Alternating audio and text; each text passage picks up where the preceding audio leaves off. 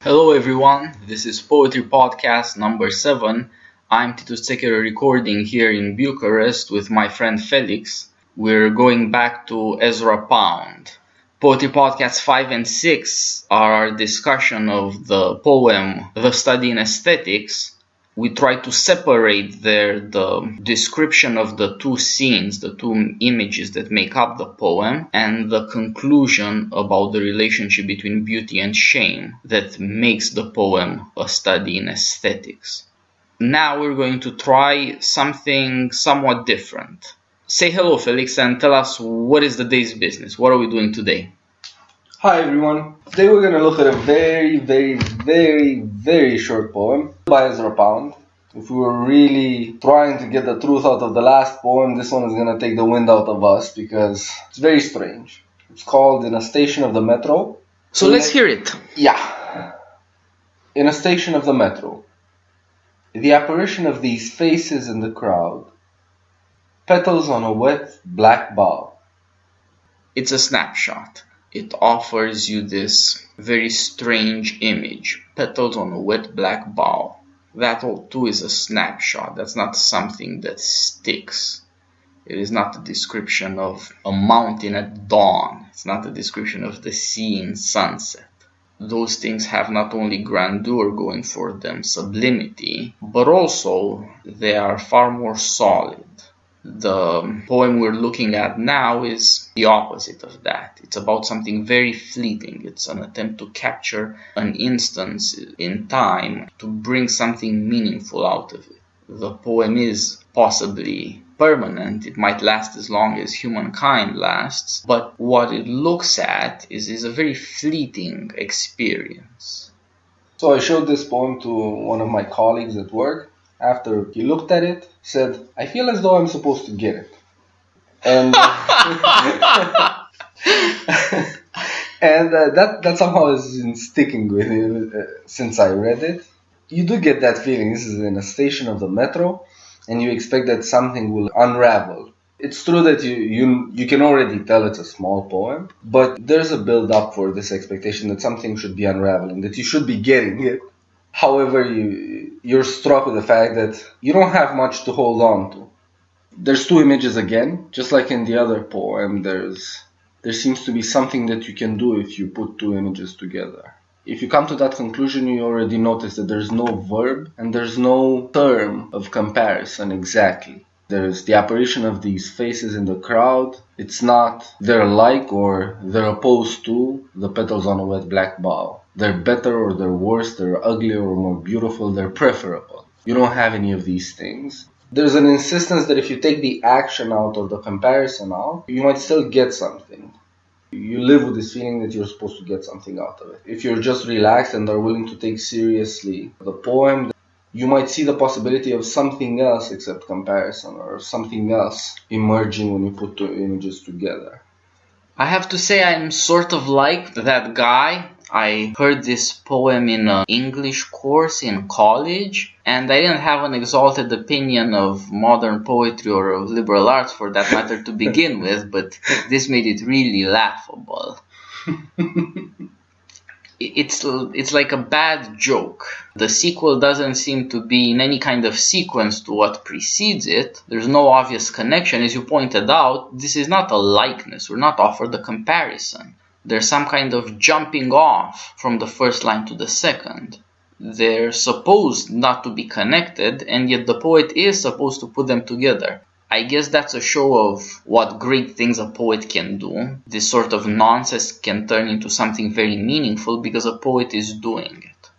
Well, that only changes the question into what is this poet trying to do here? What is he trying to get at by capturing this experience? Maybe it's useful if we try and start from the experience that calls forth this poetic production, this second image. It's very important to notice that both images are given to us by a poet in his poem, together and apart at the same time, but one of them is produced by the poet himself. The other one is just something he sees. There's a difference between these two kinds of images. For maybe a couple of days or so, kept looking at the poem and I thought, what are petals on a wet black bough? I haven't seen this. This is strange to me because you see leaves on boughs of. I didn't know exactly how to imagine this. I'm not sure if it was the same with you, but I just didn't know how to imagine this, how to see it. Then I remember that I did see this, but a very long time ago. You get petals on boughs when there's been rain and wind in the spring, because the petals are blown away from the flowers and they stick on boughs. It seems like the economy of language here, the second line is only 6 monosyllabic words. Petals on a wet black bough. But in this you are told that it's spring because there are petals, that it's been raining because the bough is wet black, and that the flowers are dead. This also therefore captures an instance, something that is not going to last. Petals do not simply grow on boughs, and however beautiful a juxtaposition it is, petals, glistening black bough, it's in a certain sense an accident, and it bespeaks transience, mortality, death. But you have to treat the poem to an extent like a puzzle to notice this. In a sense, if you're just dismissive, if you just laugh at this guy, then you're spared this realization. Somehow, the poet is treating people who have nothing but contempt for him in a friendly manner. But the people who are interested in what he has to say, he punishes. He gives them this image that is beautiful and is nevertheless about death. That's a very strange thing to do, and it's very strange that poetry should have to work in this way, to inflict hardship and a startling entry into suffering to those people who are sensitive or careful about these things. It's another kind of study in aesthetics, and it's supposed to suggest, I think, that the stakes are really high for poets. Maybe people don't take them seriously, but they take themselves seriously. And if you look at just this image and begin to see these possibilities within the language, you see how sparse it is, how bashful, how it shies away from telling you what you can find out if you make it speak. Then you can start to wonder about the experience that set this off. Felix pointed out to me that this must be an underground scene actually. The metro is underground, there's not a lot of light, the space must be somehow confined, maybe in a rush, because there's a crowd of people coming out of the subway. And that's not a pleasant image at all. The second image is beautiful, the first one is ugly. It is also done in a very bashful manner. We're only told that there's a crowd, and the title tells us that this is in a subway station. If you've ever been in a subway, possibly at rush hour, when there's a crowd, you can tell what is actually happening, but he's not saying it. The unpleasantness is again unstated but implied. It's important to notice that these implications are logical. Anybody can tell who has seen a subway when there might be a crowd there. We have to, that is to say, think of these experiences and these images as typical, things that are given to anyone's experience, but which probed and juxtaposed in a certain manner, bring out something that is incredibly startling. What's startling about the second image is that the petals are not on flowers, but in fact have been blown away. The rain has stuck them to boughs and they're dead. What's startling about the first image? That could be a story, that could be the beginning of a story. We get the setting where something might be happening. What's happening there? There's no suggestion that the crowd is in motion. Yeah, the crowd is not in focus actually. Yeah, I'm trying, so I keep trying to check myself against the very poverty of facts in these two lines. There's very little facts to go on, and I'm used to going on some kind of facts. Poetry is supposed to be like detective work and puzzle solving to a large extent. You have to pay attention to what you're actually being told and to move from that to your experience or what is typical by the guide of the facts, by the guide of the words, the images and actions that the poet is offering you. That's the only guide you have. Here you have a wealth of emotion but a poverty of facts. The most significant fact is that somebody is watching the faces in the crowd. Whatever the crowd and the faces in it are doing is, you get some context, but it's really blurry, but they appear to someone. Appearing is appearing to someone. Someone has got to be there to see these things. There's no action, but this is the necessary prelude to action. Before you can do anything, doing something is doing something to something, with something, about something. For us to be able to do things, we have got to see the things with which we want to do our work. The world has got to be populated with objects. This poem starts in some way and stops before the world is populated with objects with which we could, as people say today, interact. Yeah. There is only a crowd, which is chaos. It is shapeless, its motion is almost impossible to describe. But there is a character. I still maintain there is this character that does look at things. Yeah, it's not completely lost. You don't get an image which is... I mean, with the two verses, you don't get a whole image of... there's nobody here. There's nobody home. Nobody's involved here. Yes, this is true. That's exactly right. They are not abstract. They are obviously descriptive and at the same time very concrete. They're supposed to force us to ask who's looking at this and why. I think the experience is not uncommon. Big cities have subways. It must be the case at some point or another that lots of people just stop and look around for some reason. They're waiting for something. They're surprised at what a big crowd it is. They may be looking for somebody in the crowd. The situation is typical. The question is what is concealed within the typical. What is concealed is that there has got to be an actor for any action to occur, and that actor has got to think that he lives in a world of objects that can be acted upon. And this is not quite true here. There is just a crowd. The crowd is not exactly human. The scene that is set up for us is a man looking at people he cannot recognize as human. I think this is a typical experience wherever there are large gatherings of people, that at some point they just melt into each other or move in some chaotic manner, and you lose the basic grasp you have whenever you sit with someone.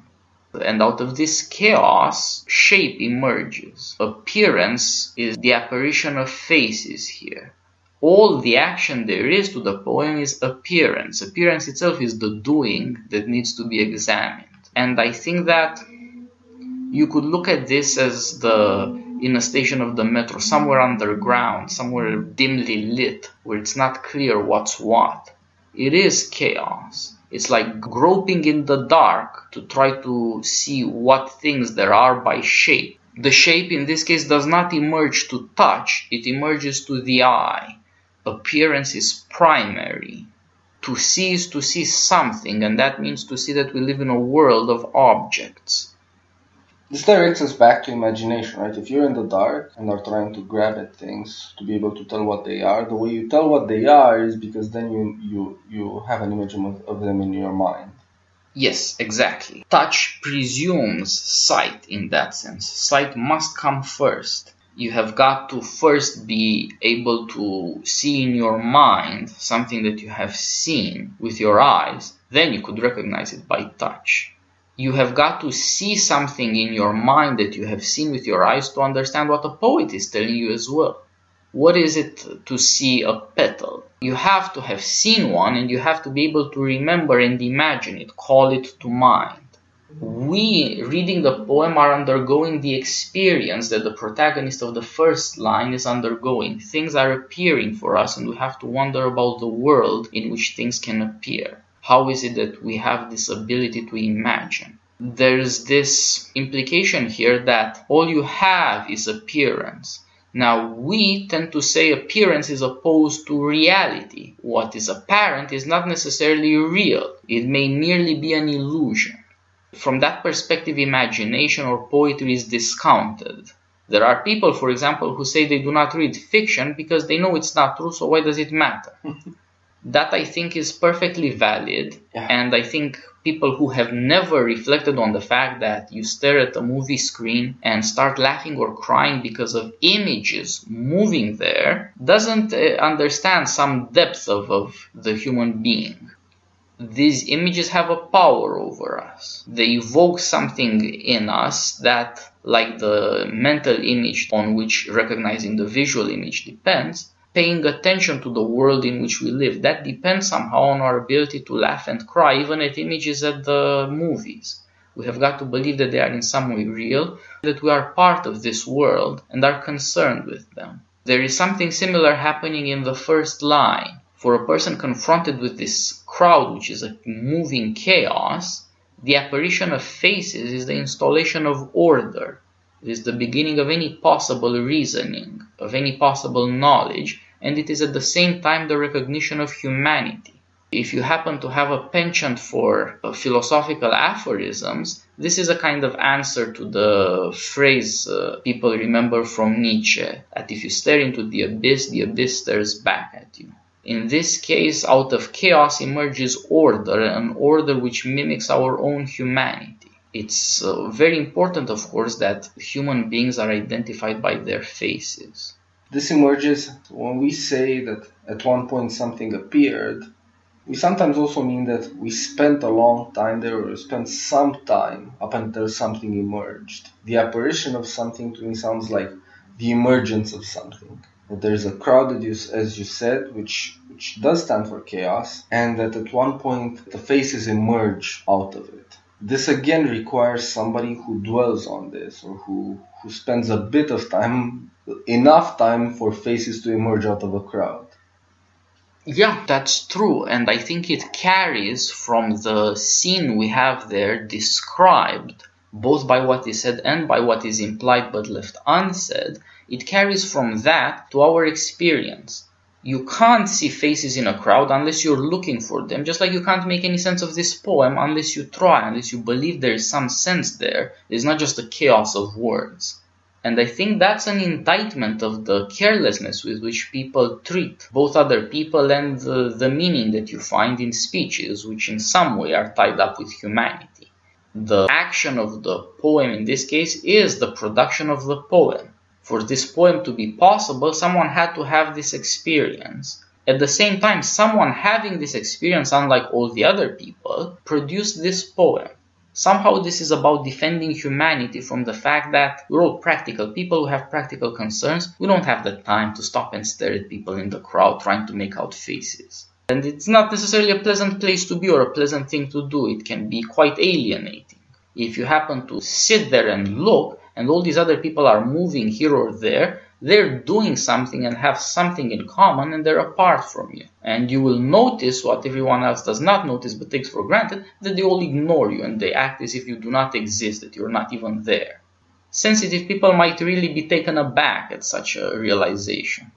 I think that all of this psychological complexity is concealed within the poem, because if you just blurt it out, it would give offense to people. At the same time, it might be boring. It might simply seem like just another sermon or harangue, or just another somebody whining.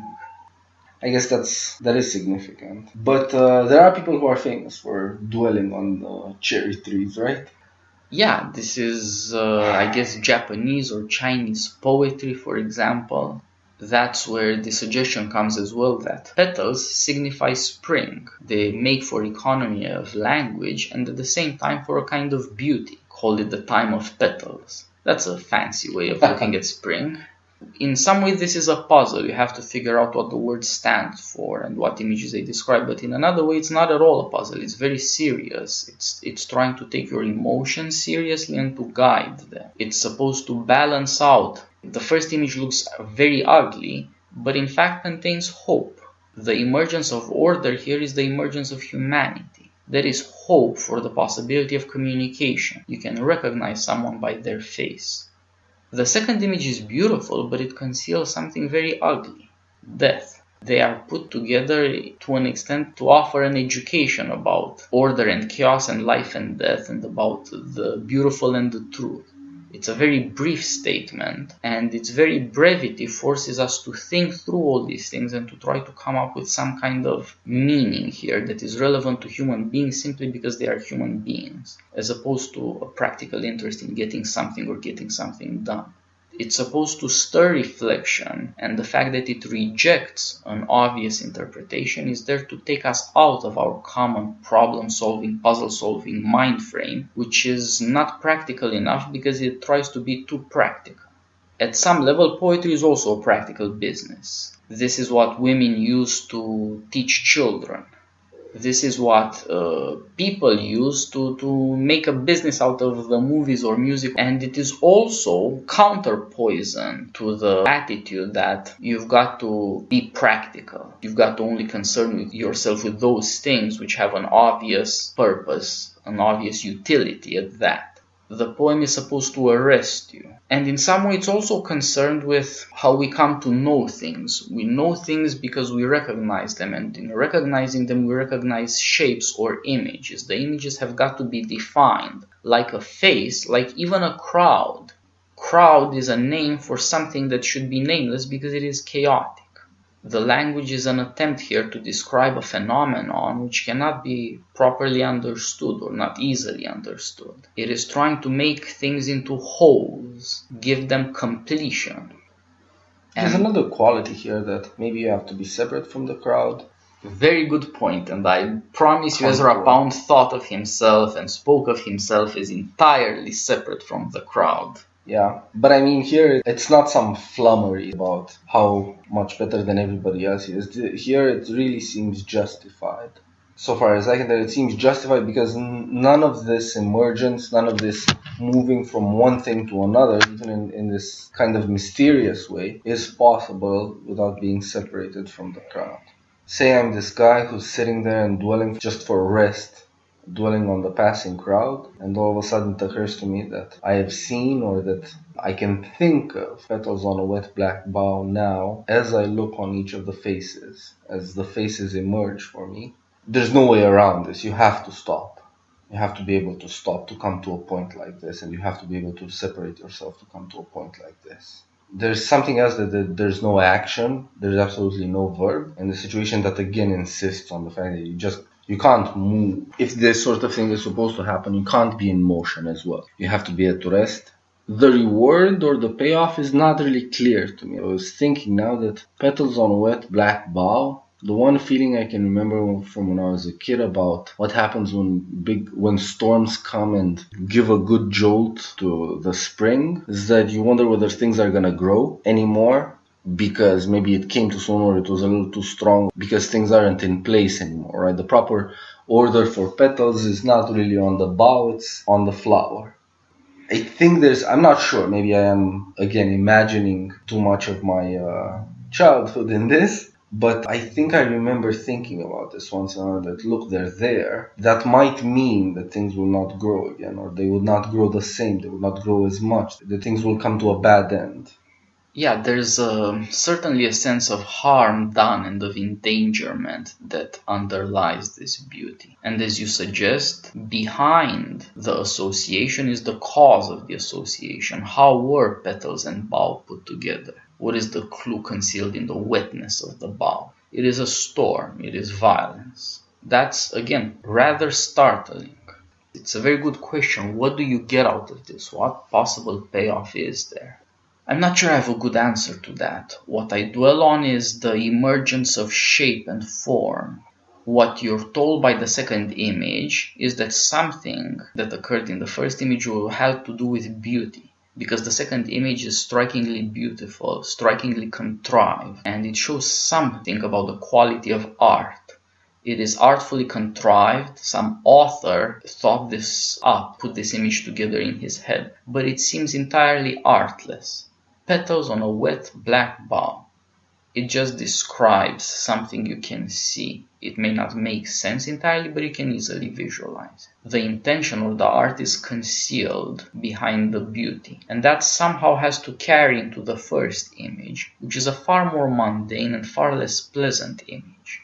There's no nature here, there's only the city, and the city is only people who are at that underground. If I were in a different mood, I might talk about Plato's Republic and the story about Menes living in a cave. But right now I want to concentrate on the possibility that beauty is what caused the entire scene, crowd cannot possibly be described as beautiful, but this may be true of faces. It may be that is what causes the attention to focus and to allow shape and objects and order in humanity to emerge. Of course, there's the other possibility that there's a face you recognize, but I think the experiences are not entirely dissimilar. Recognizing a face is certainly recognizing it as a face and therefore as a person's face and therefore announcing a person. Whether you know the person or not, you already have this connection between the two experiences. And what you're told here is that the face not only announces the person, but that it is a complete representation. The face is complete in the sense that it is self-complete. It is a face, as opposed to the things in the crowd which are not defined. They do not have any clear beginning and end or meaning. A face does. A face already encompasses all of humanity. This suggests that somehow the possibility of order, of objects emerging as objects which we recognize and which make us feel at home in our world, as opposed to lost in a crowd or a chaos, that possibility depends on beauty. The emergence of wholes is exactly like what causes the poet to create another whole, another image, another beautiful image. Somehow beauty announces form and therefore announces apparently humanity. There is a kind of suggestion that recognizing faces in the crowd is recognizing that other people are also human beings, and that there is therefore some possibility of community because one recognizes that oneself is human and so are these other people. That puts people together in a certain way, at least in the imagination. I think that this is the secret concealed in the image. Okay, so I think we should read the poem once more. I haven't found any satisfactory way of reading the two lines.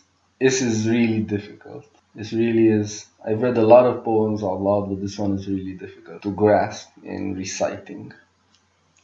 In a station of the metro, the apparition of these faces in the crowd, petals on a wet black bough. Thank you for the reading, Felix. It was great doing this, although it's a bit melancholy. And thanks everyone for listening. This was Poetry Podcast number 7, and this concludes our brief series on Ezra Pound, who we hope to have persuaded you was both clever and insightful. Take care, everyone.